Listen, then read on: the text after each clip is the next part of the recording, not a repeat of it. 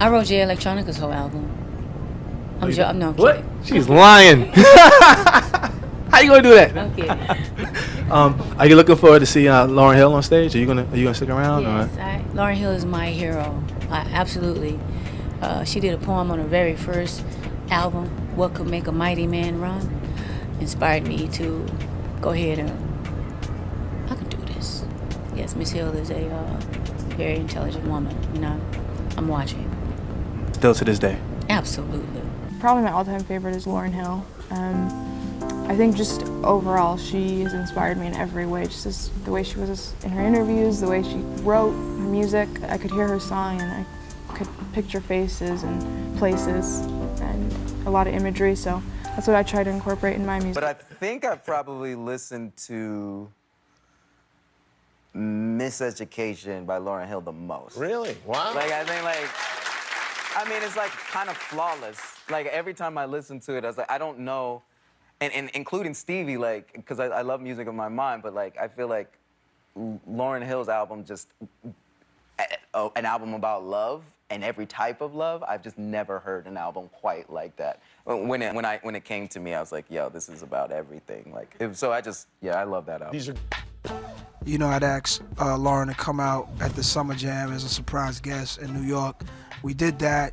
She came out, rocked the bells, and I just felt like that, you know, to be on a tour with someone, you know, as talented as Miss Lauryn Hill is just, you know, that'd be the most, what's better than that, right? You know what I mean? So it just felt like the right time and the right two people to, you know, to do it, you know what I mean? It's just those different styles of rap, but me and her kind of fit in the same kind of vein also at the same time. No, please. I'm in love with you.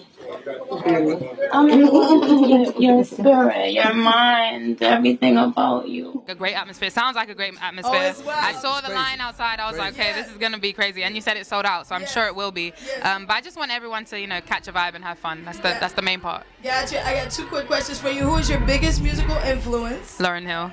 Ooh. Miseducation? Yes, my favorite album ever. What about Unplugged, though? The MTV Unplugged. Yes. Crazy. Insane. Okay. Here's this thing we fight about that album, because she loved that Which album. one? Unplugged.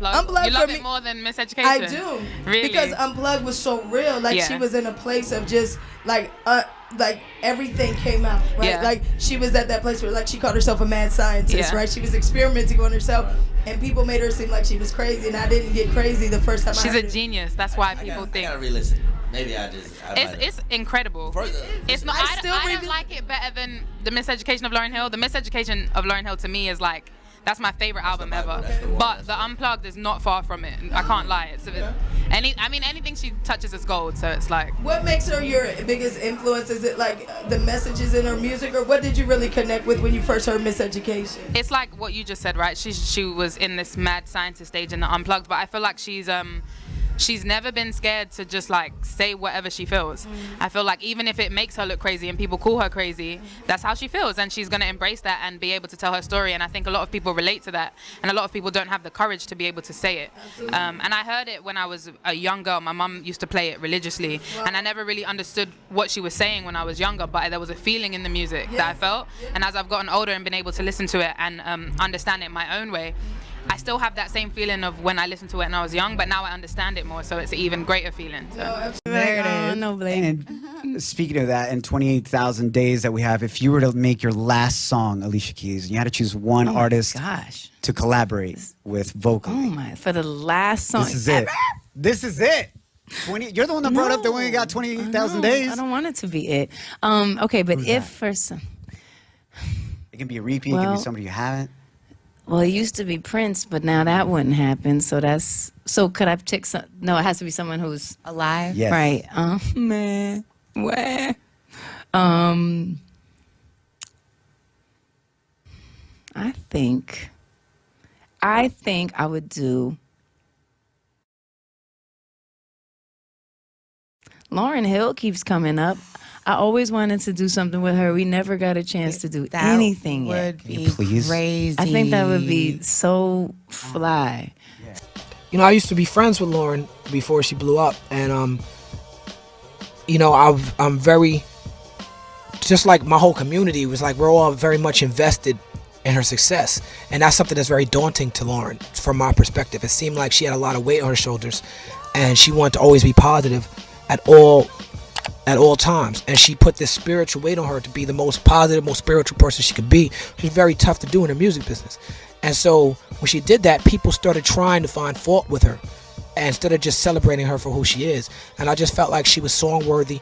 And the direct catalyst of it was waiting to see her perform at the BET Awards, and then she didn't come out and do the last part. And I'm like, you know what? People always invite Lauryn to perform. They always say, oh, we want to get Lauryn. Everyone's excited, but then she comes and she's like, well, I want to do a poem. I want to strum my guitar. Then everyone wants to get disappointed. And it's like, do they really want to see Lauryn, or they want to see some caricature of her? And that's what made me write this song. You have to do your top 5 female albums ever in hip hop. Albums ever? Yeah. Let's see, albums. It would have to be, of course, Lauryn Hill's X Factor. Oh, I love that whole, it was all of those songs, you know, it was just like, you could hear her pain and her struggle, you know, and that was like one of her last albums too. You could hear just her pain in that. That was one of my favorite albums. With my first big break, let's go back to 1998. I was a student at Penn, and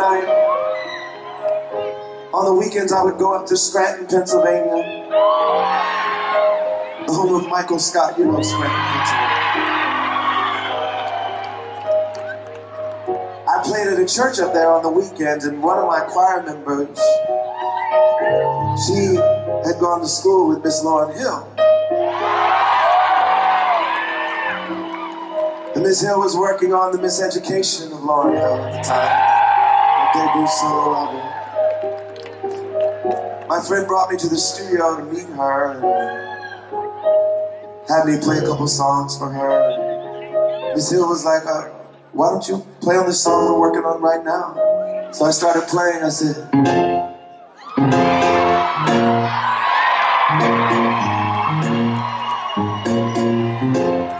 Everything is Everything. You guys remember that one?